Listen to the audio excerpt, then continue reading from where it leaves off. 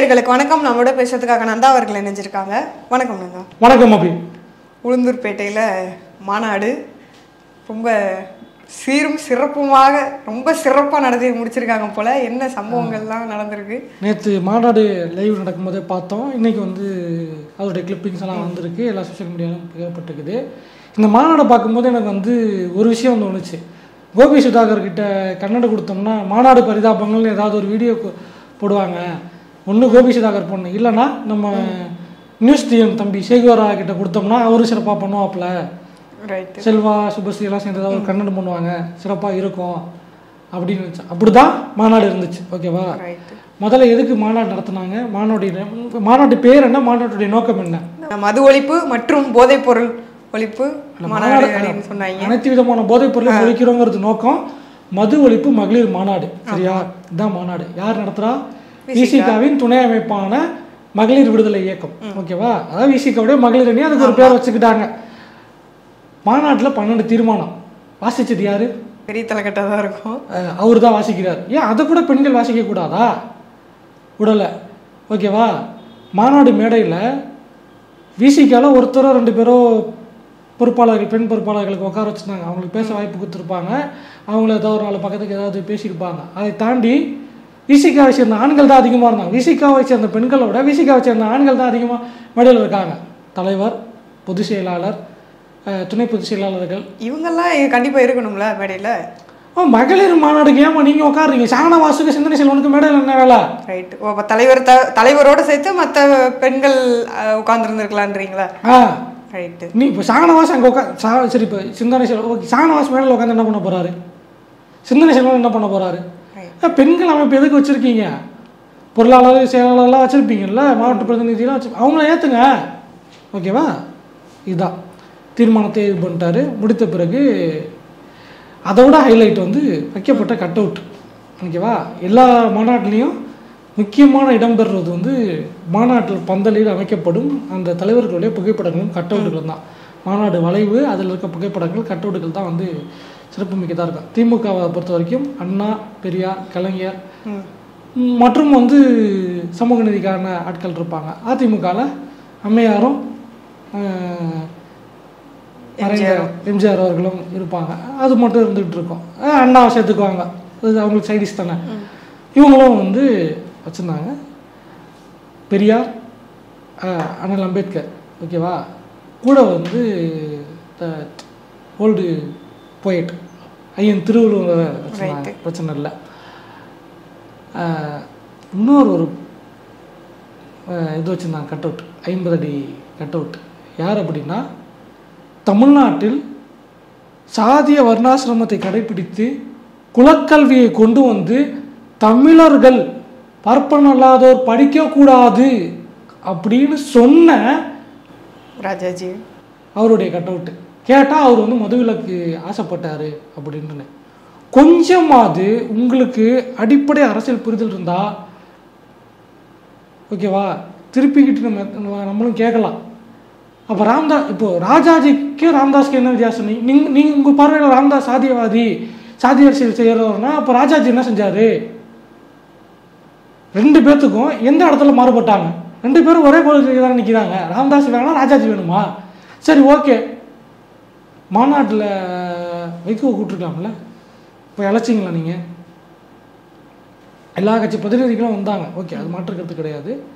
Vaiko கூப்பிட்டுருக்கலாமே. At least வைகோவுக்கு ஒரு நன்றி, இல்லை அவருடைய ஒரு ஃபோட்டோ இமேஜ் ஏதாவது வச்சுருந்துக்கலாம்ல. அவரும் தானே தன் வாழ்நாள் முழுக்க மது ஒழிப்புக்காக போராடினார். எத்தனை கிலோமீட்டர் நடந்திருக்காரு? தள்ளாத வயதில் இன்னமும் அந்த கொள்கையில் தீவிரமாக தானே இருக்கார். வச்சுருந்துக்கலாம்ல. ஓகேவா? ஸோ அது முடிஞ்சா தீர்மானங்கள் இது பண்ணியாச்சு. இந்த கூத்து நடந்து போச்சு. ராஜாஜியெல்லாம் வச்சு ஒரு மாநாடு நடத்துறீங்கன்னா அப்போ உங்களுக்கு என்ன கொள்கை இருக்குது அப்படின்னு தான் கேட்க தோணுது. இப்போ கமெண்ட்டில் கதற போகிறாங்க. என்னதான் இருந்தாலும் ஒரு போராட்ட வீரர் அவரை நீங்கள் எப்படிப்பா தம்பி இப்பெல்லாம் பேசலாம்னு உங்களை திட்ட போகிறாங்க கமெண்ட்ல. பொதுச் செயலாளர் முட்டு கொடுத்துருக்காரு. 1929 கல்கியை வைத்து விமோசனம் அப்படிங்கிற ஒரு மது ஒழிப்புக்காக ஒரு இதழ் நடத்தினார் அப்படின்னு ரவிக்குமார் போஸ்ட் போட்டிருக்காரு. கொஞ்சமாவது வெக்கமாகவே இருக்காது அவங்களுக்குலாம், கூச்சமே இல்லையா அப்படிங்கிற மாதிரி தான் கேட்க தோணுது. வார்த்தை கொஞ்சம் இதுவாக இருந்தாலும். கல்கி யார் தெரியுமா? பார்ப்பனை தூக்கி பிடித்தவர். சோழ வரலாறையே வந்து திருத்தி எழுதி பொன்னியின் செல்வன் வரலாற்று திரும்ப செஞ்ச ஒரு நபர் அவர். இன்னைக்கு வரைக்கும் பொன்னியின் செல்வன் தான் சோழ வரலாறுன்னு படிச்சுக்கிட்டு இருக்காங்க இங்கே இருக்க தற்கொலைங்க. ஓகேவா? அந்த மனுஷன் வந்து தமிழ்நாடு தமிழருக்கேன்னு சொல்லும்போது எலிவலை எலிக்கே அப்படின்னு தமிழர்களை இழிவுபடுத்தியவர். அவர் விமர்சனம் பத்திரிக்கை நடத்தினார், அதுக்கு சாதியவாதி ராஜாஜி இருந்தார் அப்படின்னு அவங்கள தூக்கி பிடிக்கிறீங்க. நீங்களும் தமிழ் தேசிய பார்வையில் செயல்படுற கட்சி. அடுத்து கொண்டு வாங்க, மாப்போசியிலேருந்து எல்லாத்தையும் கொண்டு வாங்களே, ஏன் விட்டு வச்சுருக்கீங்க? எல்லாத்தையும் கொண்டு வாங்க. ஊரில் இருக்க எல்லா சாதி தலைவரும் எடுத்துகிட்டு வந்து வச்சுக்கோங்க. அப்புறம் மாநாட்டில் பேசின விஷயங்கள், அதை தாண்டி விசிகாவுடைய தொண்டர்களுடைய செயல்பாடு சிறப்பாக இருந்துச்சு. ஓகேவா? மது ஒழிப்பு மாநாடு கட்டிங் போட்டு தான் பக்கத்தில் உட்காந்து கட்டிங் போடுறாங்க, அந்த ஃபுட்டேஜ் இருக்குது. சரி, ஓகே. அது கூட சரகு போட்டு வந்து கட் அவுட் 50 அடி கட் அவுட்டில் ஏறுறது, எகிரி குதிக்கிறது, பெண்களுக்கு ஒதுக்கப்பட்ட இடத்துல உட்கார்றது, ஆச்சு பூச்சுன்னு அவ்வளோ கலவரம் பண்ணி டான்ஸ் ஆடி கூத்து நடத்தி இது பத்தாதுன்னு போலீஸ்காரங்களை பெண்களுக்கு மதிப்பு கொடுப்பவர்கள் விசிகா தொண்டர்கள் அப்படின்னாரு. பெண் போலீஸ் யூனிஃபார்மில் இருக்காங்க, அந்த அம்மா பிடிச்சி கையை பிடிச்சி முறுக்கி கீழே தள்ளி விடுறாங்க. நீங்கள் வந்து மற்ற கட்சியை பற்றி பேசிகிட்டு இருக்கீங்க. இந்த லட்சணம்லாம் உங்கள் கட்சி இருந்துக்கிட்டு இருக்கு. ஓகேவா? அதில் மாநாடு அந்த தீர்மானங்கள்லாம் இருக்கும். அந்த தீர்மானங்கள் வந்து நடைமுறைக்கு ஒத்துவராத பல விஷயங்களை பேசி வச்சுருப்பார். 4 கோடி ரூபா வந்து அந்த என்ன சொல்கிறது ரீஹாபிலிட்டேஷனுக்கு கொடுக்குறாங்க அப்படின்னா 100 கோடி கொடுங்க. இப்படி 4 கோடி மறுவாழ்வு கொடுக்கறதுக்கு 100 கோடி கொடுத்துருங்க. பாக்கெட்லேருந்து எடுத்து கொடுத்துருங்களாம்ல. இல்லை, மது ஒழிப்பு மாநாடு தானே, இங்கே எதுக்கு இதெல்லாம் பேசிக்கிட்டு இருக்காங்க? மது ஒழிப்புலேருந்து ரீஹாபிலிட்டேஷன் வருது இல்லை, மதுவால் பாதிக்கப்பட்டு மறுவாழ்வுக்கு 4 கோடி தானே ஒதுக்குறீங்க வருஷத்துக்கு. அது 100 கோடியாக மாற்றுங்க. என்னையா நீங்கள் 100 கோடிங்கிறது வந்து எடுத்து கொடுத்துற மாதிரி பேசுங்க. தமிழ்நாடு கவர்மெண்ட்டோட நிதி நிலைமை என்ன நிலைமையில் இருந்துக்கிட்டு இருக்கு, 100 கோடி கொடுத்துருங்க அப்படின்ட்டுனேன். வாய்க்கு வந்ததை பேச வேண்டியதான். அதில் வந்து எல்லா கட்சியை சேர்ந்த மகளிர் பிரதிநிதிகள் வந்திருந்தாங்க.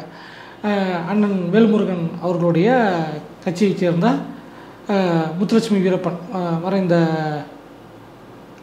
சந்தன கடத்தல் குற்றச்சாட்டுக்கு ஆளான வீரப்பன் அவருடைய மனைவி, காங்கிரஸில் மயிலாடுதுறை மக்களவை உறுப்பினர் சுதா, மனிதநேய மக்கள் கட்சியில் வந்திருந்தாங்க. அப்புறம் மதிமுகவில் வந்து ஒரு சிறுபான்மை அமைப்பை சேர்ந்த சகோதரி வந்திருந்தாங்க, அவங்க பேர் மறந்து போச்சு. அப்புறம் வந்து இன்னும் வந்திருந்தாங்க, ஆனி ராஜா வந்திருந்தாங்க, திரு ராஜா அவர்களுடைய மனைவி. ராஜா வந்து இவங்க சிபிடி ராஜா அவருடைய மனைவி, ராகுல் காந்தி எடுத்து போட்டுக்கிட்டாங்களா அவங்க தோழர் வாசுகி, இவங்கெல்லாம் வந்தாங்க. எல்லாம் பேசினாங்க. விசிகாவில் சிறப்புமிக்க பெண்கள் அப்படின்னு யார் மேடை ஏறினாங்க, நின்னாங்க, என்ன பேசினாங்க அப்படின்னு தெரியல. மகளிர் மாநாடு மற்ற கட்சியில இருந்தெல்லாம் லேடிஸ் வந்திருக்காங்க, ஆனால் இங்கேயும் திமுகவில் இருந்தும் ஆண்கள் மட்டும் தான் இருக்காங்க. அது பெருமையாக வர சொல்றாரு. எதுக்கு? RS பாரதி எல்லாருமே பெண்கள் அமைச்சிருக்காங்க, ஆனால் எங்கள் கட்சியில் மட்டும் ஆண்கள் அமைச்சிருக்காங்க. பார்த்தியா? இதுலேருந்தே தெரிய வேணாமா திமுகவில் வந்து ஸ்டாலினுக்கும் திருமாவுக்குமான உறவு நெருக்கம் எப்படி இருக்கு அப்படின்ட்டுன்னு. அதை காட்டுற இடம் இதுவாங்க, வச்சிருக்கதே மகளிர் மாநாடு. அப்போ நீங்கள் லேடிஸ் தானே அனுப்பணும். தமிழ்நாட்டில் இளம் விதவைகள் அதிகம் அப்படின்னு சொன்ன கட்சியுடைய துணை பொதுச்செயலாளர் அமைச்சிருக்கலாமே, மகளிர் தலைவி அமைச்சிருக்கலாமே, அக்கா கனிமொழி MP அவங்க அமைச்சிருக்கலாம். இன்னொரு கனிமொழி இருக்காங்க, NN சோமு அவர்களுடைய மகள் ராஜ்யசபா MP இருக்காங்க, தமிழச்சி தங்கபாண்டியன், வாங்க அமைச்சிருக்கலாமே, அனுப்பலை. சரி, ஓகே. இதில் வந்து 3 நபர்களுடைய பேசின கருத்துக்களை வந்து பேசுவோம். மற்றதெல்லாம் வந்து அவ்வளோ முக்கியத்துவம் வாய்ந்ததில்லை. தோழர் வாசுகி அவங்க வந்து சிறப்பாக சில விஷயங்களை பேசினாங்க. இந்த மாதிரி வந்து நீங்கள் வந்து மது ஒழிப்பு அப்படின்னு என் கட்சியில் குடித்தா நடவடிக்கை எடுப்போம் அப்படின்னு சொல்லுங்கன்னு. ஓகேவா? குடித்தா நடவடிக்கை எடுப்போம், அவன் மேலே நடவடிக்கை எடுப்போம், கட்சிக்குள்ளே சேர்க்க மாட்டோம்னா இந்தியாவில் இருக்க 99 கட்சியை வந்து கலைச்சி டிஸ்மேண்டில் பண்ணிட்டு போய வேண்டியதான். குடிச்சா உள்ள சேர்க்க மாட்டேன்னா முடிஞ்சு போச்சு கட்சி. அப்படிதான் இருந்துகிட்டு இருக்கு. தொண்டர்களை கொடுங்க, கட்சிக்குள்ளே இருக்கிற ஒரு மெம்பராக இருப்பாங்களே, அதுதான் சொல்கிறேன், மெயினான ஆட்கள் அவங்க. நான் தான் சொல்கிறேன், நீ மெயினான ஆட்கள் இருந்துட்டு போ, தொண்டர் இல்லாமல் நீ எப்படி கட்சி நடத்துவேன்? ஓகேவா? அது முடிஞ்சு. அப்புறம் வந்து நாங்கள் வந்து உண்டியல் குலுக்கிகள் தான், நாங்கள் மக்கள்கிட்ட போய் தான் கையேந்துவோம், நாங்கள் வந்து கார்பரேட்டுகள் கிட்ட கையேந்த மாட்டோம் அப்படின்னு உருட்டுறாங்க. 2019 10 கோடி 5 கோடின்னு பேங்க் அக்கௌண்ட்டில் ஒயிட்டாக வாங்கினீங்களே திமுக கிட்ட இருந்து, அது எந்த கார்பரேட், அது எந்த உண்டியலில் திமுக குலுக்குச்சு? கார்பரேட் காசு வாங்கல. லாட்ரி மார்டின் கிட்ட காசு வாங்கியிருக்கு திமுக. அந்த மார்டின் காசு உங்களுக்கு வரல, அதில் பங்கு வரலையா உங்களுக்கு? திமுக தானே வாங்குச்சு, விசிகா வந்து நேரடியா வாங்கல. நான் சிபிஎம் சொல்றேன். சிபிஎம் திமுக வாங்குறாங்க. நான் என்ன சொல்றேன், ஒரு குற்றம் சாட்டப்பட்ட ஒரு சர்ச்சைக்குள்ளான நபர், ஓகேவா, சர்ச்சைக்குள்ளான நபர் ஒரு கட்சிக்கு காசு கொடுக்குறாரு. அந்த காசை நீங்கள் அதில் ஒரு பங்கு வாங்குறீங்க. அப்போ அந்த குற்றத்தில் உங்களுக்கு பங்கு இருக்குது தானே. நான் இவன்ட்டு தான் வாங்கினேன், அவன்ட்டு வந்து வாங்கலை அப்படின்னு சொன்னா என்ன நியாயம்? மாற்றின்கிட்ட இருந்து எப்போ அது திமுக வந்துச்சோ அது அப்போவே திமுக காசுங்க. 15 கோடி உங்களுக்கு எதுக்குங்க? உண்டியல் கொடுக்க வேண்டியதானே. எதுக்கு 15 கோடி? ரைட், 2 MP சீட்டுக்கு வாங்கினீங்கல்ல, அதை திமுக தான் ஒத்துக்குச்சு. நீங்க இங்கே சொன்னீங்களா தேர்தல் ஆணையத்தில் திமுக அவங்களுடைய வரவு செலவு கணக்கு கொடுக்கும்போது இந்த கட்சிகளுக்கு சிபிஐக்கு 10 கோடி, சிபிஎம்க்கு 15 கோடி கொடுத்தோன்னு அவங்க சொன்னாங்க. நீங்க ஒத்துக்கிட்டீங்களா நாங்கள் திமுக கிட்ட காசு வாங்கணும்னு? உங்களுக்கு அந்த கண்ணியம் இருந்துச்சா? அது விசிகாவோ சிபிஎம்மோ இல்ல கூட்டணியில் இருக்க வேற யாரோ விசிகா வாங்க கிடையாது. திருப்பி அது மக்களுக்கு வந்து தவறான இல்ல. நான் விசிகா வாங்கினாங்கன்னு சொல்லல. யார் வாங்கினாலுமே அது எந்த கட்சியா இருந்தாலுமே வந்து எப்படி சொல்லுவாங்கன்ற கொடுத்தவங்க தானே சொல்லுவாங்க. அப்புறம் இன்னொரு விஷயம், தோழர் பேசும்போது கொடுத்தாலும் எங்கள் கட்சியில் கொடுத்து விட்டு கட்சி நிகழ்ச்சியில் கலந்துக்கிட்டால் நாங்கள் அந்த நடவடிக்கை எடுப்போம். டொமஸ்டிக் வயலன்ஸில் குடும்ப வன்முறை ஈடுபட்டால் இது பண்ணுவோம், பெண்களுக்கு தானே இதெல்லாம் இது பண்ணுவோம், இதெல்லாம் எங்கள் கட்சி விதிகள்லேயே இருக்குது, இதெல்லாம் எல்லா கட்சியும் ஃபாலோ பண்ணணும் அப்படிங்கிறாங்க. ஓகேவா, இன்னைக்கு 100க்கு பல கட்சியில் வந்து இந்த பிரச்சனைகள் நடந்துக்கிட்டு இருக்கு. எங்கள் கட்சி பைலாஸ்லேயே இருக்குது, கட்சியோட அமைப்பு விதிகள்லேயே இருக்குது அப்படின்னு அம்மையார் சொல்கிறாங்க. கேரளாவில் முகேஷ்னு ஒரு எம்எல்ஏ ஹேமா கமிட்டி அறிக்கையில் மாட்டிக்கிட்டு உள்ளே போயிட்டு பெயிலில் சுற்றின்னு இருக்காரு. ராஜினாமா பண்ணிட்டாரு. இது ஏதோ முன்ஜாமீன் வாங்கி வச்சுக்கிட்டு சுற்றிட்டு இருக்காரு. ராஜினாமா பண்ண தேவையில்லைன்னு சொல்லி அவர் இன்னமும் கட்சிக்குள்ளேயே எம்எல்ஏ பதவியெல்லாம் வச்சுக்கிட்டு இருக்கீங்க. மேடை கட்சி என்ன வேணால் பேசலாமாங்க? என்னங்க நீங்கள் இடதுசாரி, அது சரி, அன்னைக்கு இருந்த இடதுசாரி வேறு, இன்னைக்கு இருந்த இடதுசாரிகள் வேறு. கேட்டோம்னா உடனே வந்து அப்புறம் நமக்கு 1/2 மணி நேரம் வீடியோ போடுவாங்க. சிபிஎம் வெப்சைட்டில் ஐயா கனகராஜ் கோச்சு கோப்பில். சரி, ஓகே, ஆனால் விட்டுருவோம். பேசிக்கிட்டு இருக்காங்க. நான் என்ன சொல்கிறேன், மது ஒழிப்பு அப்படிங்கிற இப்போ விசிகா கல்லுக்கடையும் மூடணுங்குது.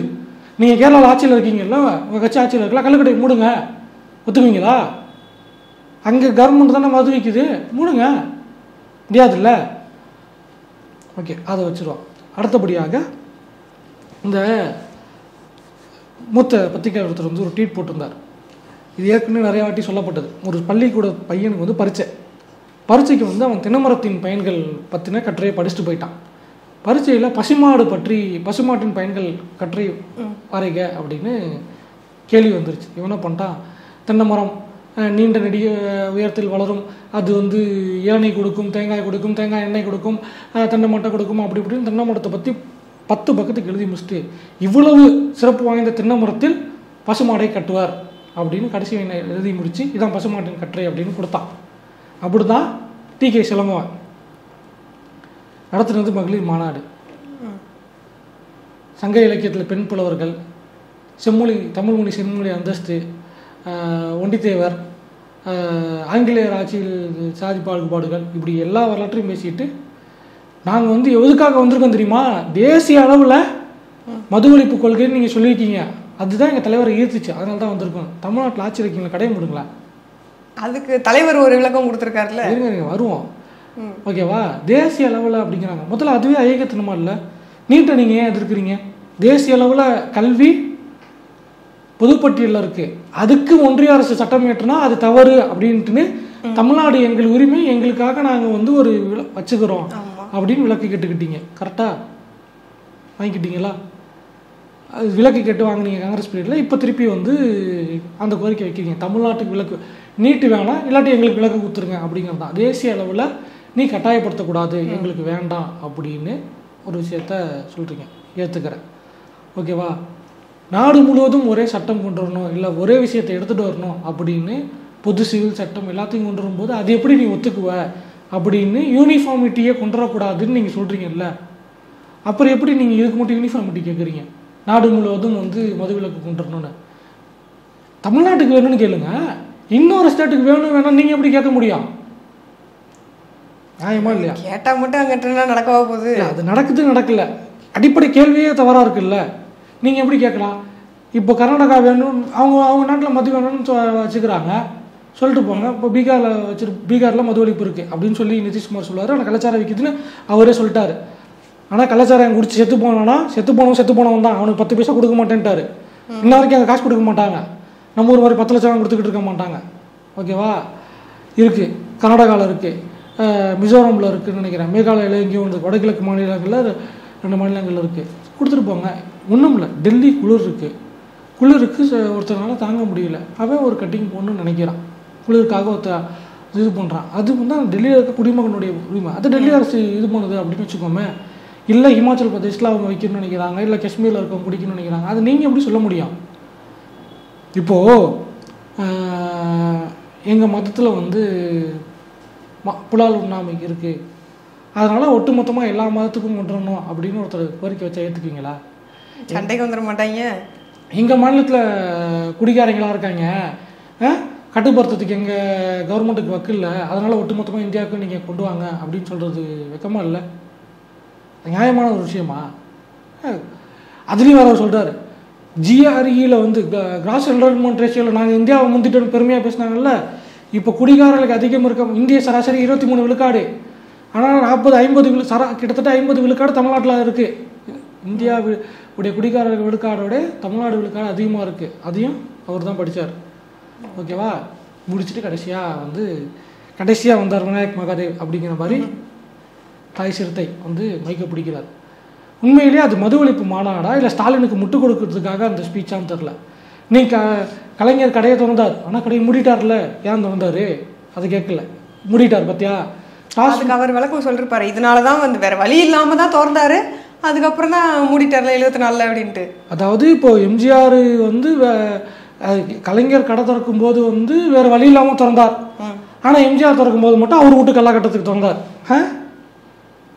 ஓகேவா? அது ஒரு பிரச்சனை. அடுத்தபடியாக அம்மையாரை கணக்கெடுத்தாங்க. ஒரே ஒரு கேள்வி கேட்குறேன், 2001, 2006 அதிமுக ஆட்சி காலத்தில் தான் டாஸ்மாக் ரீட்டெயிலுக்கு கொண்டு வரப்பட்டுச்சு அம்மையார் ஆட்சி காலத்தில். அந்த ரீட்டெயில் ஆட்சி கொண்டு வந்த அம்மையார் கூட 2006 9 சீட்டு வாங்கிட்டு கூட்டணி வச்சிங்களே, எதுக்கு? நீங்கள் டாஸ்மாக் ரீட்டெயில் சேல்ஸ் பண்ணுறத தப்பு, எங்களுடைய ஆதி காலத்து கொள்கையில் வந்து அது இருக்குது அப்படின்னு ஒரு உருட்டுறீங்களே, அப்புறம் எதுக்கு நீங்கள் போய் கூட்டணி வச்சிங்க? அன்னைக்கு எதிர்த்தீங்களா? 2006 அம்மையார் டாஸ்மாக் கடைகள்லாம் முடிவீங்களா, ஆட்சிக்கு வந்தா கையெழுத்து போட்டு கொடுங்க, உத்தரவு கொடுங்க அப்படின்னு அம்மையார் கேட்டீங்களா? அந்த அம்மா என்ன செய்யும் தெரியுமே. இந்நேரம் கட்சி இருந்திருக்காது. சரி, 2011 கலைஞர்கிட்ட வந்தீங்கல்ல, கேட்டீங்களா? நாங்கள் கடையை மூடுறோம் அப்படின்னு கண்டிஷன் போட்டு கொடுங்க அப்படின்ட்டுனே. இல்லை 16 திமுக வந்து பூர்ண மதுவிலக்குன்னு சொல்லிச்சேன், அன்னைக்கு கூட நின்றீங்களா? அன்னைக்கு சீட்டு எக்ஸ்ட்ரா வேணும்னு இப்போ மக்கள் நல கூட்டணி பட்டியை வாங்கிட்டு போய் நின்றுட்டீங்க. இன்றைக்கி வந்து அப்படியே வந்து பேச வேண்டியது என்ன லாஜிக் இருக்குது? ஓகேவா? இதுதான். அடுத்து முடிச்சுட்டு இப்போ தமிழ்நாடு வேறு வழி இல்லாமல் இருக்குது, தமிழ்நாடு டார்கெட் ஃபிக்ஸ் பண்ணுது. இன்னொரு விஷயம் வந்து இந்த டாஸ்மாக் விவகாரம் தொடர்பாக திருப்பி வந்து ஒரு தகவல் சொல்லப்படுது. என்ன அப்படின்னா, டாஸ்மாக் மது விற்பனை வந்து அரசுக்கு வந்து டாஸ்மாக் வருமானம் 50,000 கோடி 40,000 கோடின்னு, அதில் ஒரு சின்ன திருத்தம், டாஸ்மாகுடைய வருமானம் 50,000 கோடியோ 40,000 கோடியோ கிடையாது, அது தவறான தகவல், பொய் சொல்லாதீங்க. அப்போ உண்மையான தகவல் என்னது? டாஸ்மாக் மூலமாக கலால் வரி, எக்ஸைஸ் டியூட்டி அப்படிங்கிற அந்த வரி அரசுக்கு வரும் இருக்குல்ல, அந்த வரி மட்டும்தான் 40,000 கோடி. இந்த வருஷம் அது 52,000 கோடியாக எங்கிருக்கு. டாஸ்மாக்லேருந்து அரசுக்கு வரும் வரி தான் 50,000 கோடி. உண்மையான டாஸ்மாகுடைய விற்பனை 3 லட்சம் கோடி. ரைட்டு. 3லிருந்து 4 லட்சம் கோடி இருக்கும். அரசுக்கு வருமானம் வர்றது தான் இந்த கணக்கு. ஒட்டுமொத்த சேல்ஸ். ரைட்டு. ஏன்னா தமிழ்நாடு அரசு கணக்கு எடுத்துக்கும், ஒரு நாளைக்கு 90 லட்சம் பாட்டில் விற்கிது. பாட்டில் குவான்டிட்டி சொல்கிறாங்க, எண்ணிக்கை அடிப்படையில் 90 லட்சம் பாட்டில்கள் டாஸ்மார்க்கில் விற்பனை செய்யப்படுது அப்படின்னு சொல்கிறாங்க. 150 ரூபாய் அப்படின்னு தோறாமல் கணக்கு வச்சுக்கிட்டா கூட ஒரு நாளைக்கு சுமார் 1 கோடிக்கு வந்து அவங்களுக்கு வந்து குறைஞ்சபட்ச வருமானம். ஓகேவா? அப்புறம் வந்து 3 நாள் லீவ் கடை எடுப்பாங்கள்ல, அப்போல்லாம் ஒரு நாளைக்கு 150 கோடி 200 கோடி, சாரி 1 கோடி விற்பனை ஆகுது ஒரு நாளைக்கு. 100 ரூபா 150 ரூபா கணக்கு வச்சோம்னா ஒரு நாள் விற்பனை டாஸ்மாகில் 100 கோடி இன்ட்டு 365 போட்டுக்கோங்க. அதில் தான் கொஞ்ச நாள் வந்து லீவ் விடுறாங்கல்ல, அதுக்கு தான் 3 நாள் முன்னாடியே சேர்த்து வச்சு 300 கோடியெலாம் வைக்கிறாங்கல்ல. தீபாவளி பொங்கலில் வந்து ஸ்பெஷல் ஷோ ரிலீஸ் பண்ணுவாங்கல்ல, அந்த கலெக்ஷனை பீட் பண்ணுறத வந்து டாஸ்மாக் சேல்ஸ் பீட் பண்ணதில்லை. யோசிச்சு பாருங்க, 90 லட்சம், அதாவது தமிழ்நாட்டில் ஒரு 10 கோடி பேர் இருக்காங்க. இதில் 18 வயசு கீழே இருக்கவங்களை கழிச்சிருவோம், 60 வயசுக்கு மேலே ஒரு வயசான பெண்களை கழிச்சு ஓரளவுக்கு கழிச்சுக்கிட்டோம்னா சராசரி பெண்கள் அப்படின்னு கணக்கு எடுத்துக்குவோம். ஓகேவா? சராசரியாக ஒரு 5 கோடி பெண்கள் இருக்காங்க, 5 கோடி ஆண்கள் இருக்காங்கன்னு ஒரு ஆவரேஜாக கணக்கு எடுத்துக்கிட்டோம்னா கூட அதில் வந்து 18 வயது கீழே இருக்கவங்க ஒரு 20-25 விழுக்காடு இருக்காங்க அப்படின்னு எடுத்துக்கிட்டோம்னா 20 விழுக்காடு அப்படின்னா அதில் ஒரு 4 கோடியோ 3-4 கோடி இருக்கும். இதில் 1 கோடி பேர் டெய்லி குடிக்கிறான் அப்படின்னா என்ன கணக்குது? 18 வயசு கீழே இருக்கிறவங்க என்ன குடிக்காமையா இருக்காங்க? நான் வந்து சட்ட கணக்கின்படியே சொல்கிறேன். ரைட்டு. ஓகேவா? அது போக வந்து நம்மளுக்கே வந்து தெரியாது, அவர் பச்சார் லிஸ்ட்டு இத்தனை ஆயிரம் பேர் வந்து கொக்கைன் பயன்படுத்துகிறாங்க, இத்தனை ஆயிரம் பேர் வந்து எல்எஸ்டி பயன்படுத்துகிறாங்கன்னு அவர் லிஸ்ட்டு பிடிக்கிறாரு. அந்த லிஸ்ட்டு அப்படியே முதலமைச்சர்கிட்ட கொடுத்தாங்களான்னு தெரியல. அந்த மனு கொடுக்கும்போது இதெல்லாம் தமிழ்நாட்டு கணக்கு தலைவரை கொடுத்தாங்களான்னு தெரியல. இப்படிதான் இருக்கு லட்சணம் பாருங்க அப்படின்னு கொடுத்துருக்கணும்.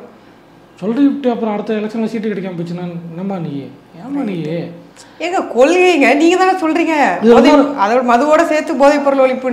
இன்னொரு காமெடி என்ன தெரியுமா? அந்த முதல்ல வாழ்த்துறை பேசினவங்க மாநாட்டில் முதல் நபர் யார் அப்படின்னா, அதை சிறப்பு அழைப்பாளர்களில் பேசுனது வந்து தமிழக வாழ்வு உரிமை கட்சியுடைய மகளிர் அணி முத்துலட்சுமி வீரப்பன் தான் பேசினாங்க. அவங்க தான் சிறப்பாக பேசினாங்க. பெண்கள் வந்து இளம் விதவைகள் ஆகிறாங்க, குழந்தை இது பண்ண முடியல, குடும்ப கஷ்டமாக இருக்குது, காய்ச்சல் குடிக்கிறவங்க நிப்பாட்டினா காய்ச்சல் நிப்பாட்டிடும், அந்த விஷயங்கள்லாம் பேசினாங்க. அவங்களாம் மாநாட்டுக்கு பெருந்தன்மையாக அண்ணன் வேல்முருகன் அவர் அனுப்பிச்சு வச்சார். அவர் வந்து ஒரு சேனலில் பேட்டி கொடுத்துருக்காரு. என்னன்னா, தேசிய அளவில் மதுவிலக்கு கோரிக்கை அப்படின்னு தானே மாநாடு நடத்துகிறாங்க, நம்பிக்கை இல்லைங்க, அதனால் நம்ப மாட்டேன், நான் ஏற்றுக்க மாட்டேன், போய் தமிழ்நாட்டில் கேளு, நீ தமிழ்நாட்டில் தானே இருக்க, தமிழ்நாட்டில் கேளு, அதை விட்டு தேசிய அளவில்லாம் சொல்கிறதெல்லாம் ஏமாத்து வேலை அப்படின்னு அவரே சொல்லிட்டார். ரைட்டு. அவர் இன்னும் சில விஷயங்கள்லாம் பேசியிருந்தாரு, அது இந்த கண்டென்ட்டுக்கு வராது, அது திமுக அரசு மூலக்கு அதை நம்ம தனியாக பார்த்துக்கலாம். ஸோ கிட்டத்தட்ட வந்து மாநாடு அப்படிங்கிறது வந்து ஐயோ அறிவிச்சிட்டோமே அப்படின்னு வேறு வழி இல்லாமல் நடத்தணுமேங்கிறதுக்காக நடத்திருப்பாங்க. ஸோ இதில் இன்னொரு முக்கியமான விஷயம் என்ன அப்படின்னா, மாநாடை நடத்தினது வாய்ஸ் ஆஃப் காமன்ஸ் அப்படிங்கிற அந்த ஒரு பிஆர் டீம் தான் நடத்தினாங்க. அரேஞ்ச்மெண்ட்ஸ் எல்லாம் பண்ணியிருந்தாங்க. ஐ திங்க் ஸோ அது வந்து திரு ஆதவ அர்ஜுனா அவர்களுடைய நிறுவனம் நினைக்கிறேன், சரியா தெரியல, சப்ஜெக்ட் டு கரெக்ஷன். ஒரு கட்டத்தில் வந்து ரசிகர்கள் கொந்தளிச்சுக்கிட்டு இருக்காங்க, மேடையில் திரும்ப பேசிக்கிட்டு இருக்காரு. அந்த சென்ஸ் வந்து க்ரௌடை கண்ட்ரோல் பண்ணுறதுக்கு இதெல்லாம் பண்ணாதீங்க அதெல்லாம் பண்ணு. அப்போது அந்த பேரிகார்டு கிட்ட போயிட்டு ஆதவ அர்ஜுனா அந்த பேரிகார்டு அந்த தடுப்பு மேலே ஏறி நிற்கிறார். அப்போது வந்து ஒரு சவுண்டு வந்துச்சு தொண்டர்கள் கிட்ட வந்து. ஓகேவா? அது திருமாவை தவிர, திருமாவுக்கு அடுத்து விசிகால இருக்க எந்த தலைவருக்கும் இவ்வளோ பெரிய க்ரௌட் ஷேரிங் நான் பார்த்ததில்லை. ஸோ ஆதவ அர்ஜுனுக்கு வருது அப்படின்னா இங்கே ஆதவ அர்ஜுன் எதை நோக்கி பயணித்து கொண்டிருக்கிறார், கட்சி எப்படி இருக்கு அப்படிங்கிறத ஆதவ அர்ஜுனுக்கு எதிராக வந்து வரிந்து கட்டி கொண்டு கூட்டணிக்கு முட்டு கொடுத்தாங்கல்ல, அந்த முட்டு கொடுப்பாளர்கள் புரிந்து கொள்ளணும் அப்படிங்கிறத கோடிட்டு காமிச்சு முடிச்சுக்கிறேன். மீண்டும் மற்றொரு வீடியோவில் சந்திக்கிறோம். நன்றி, வணக்கம்.